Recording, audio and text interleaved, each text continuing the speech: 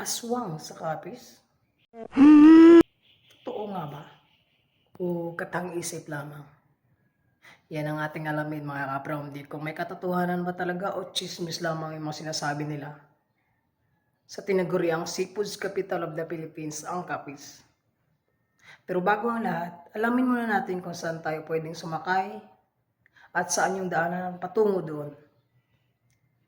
Kaya ngayon mga ka-Brownie, itutur ko kayo sa lugar ng Capiz. Alamin natin kung ano ba ito ba yung nakakatakot na lugar o isang lugar na maraming magagandang tanawin.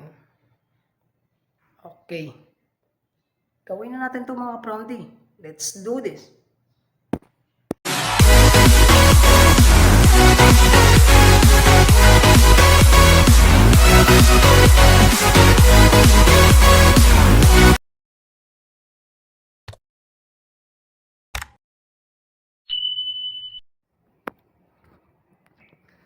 Hello guys, dito ako ngayon, papunta ako ngayon ng Alabang.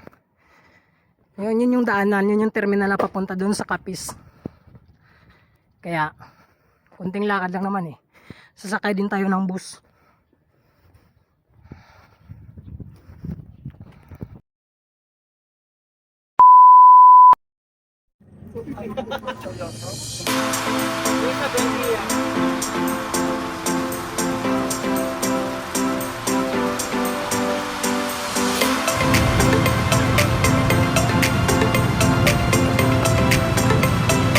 A few moments later.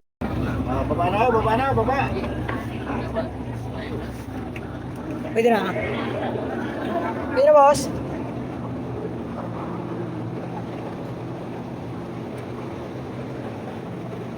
Guys, packet na ako ng barko guys.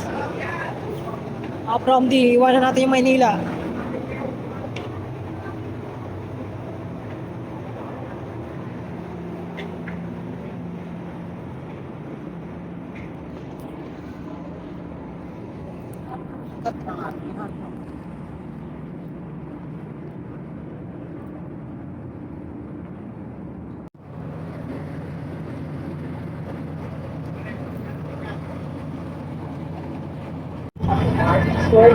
Yo mga Promdi, dito tayo ngayon.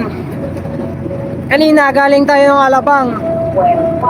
Tapos diretso tayo ng Batangas. Mga 2 hours lang naman yung biyahe.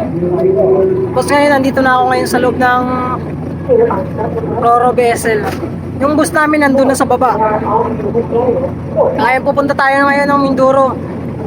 Mga 2 hours lang din yung biyahe mga ka-Promdi. Kaya abangan nyo. Punta na tayo ng Mindoro ngayon. Ciao.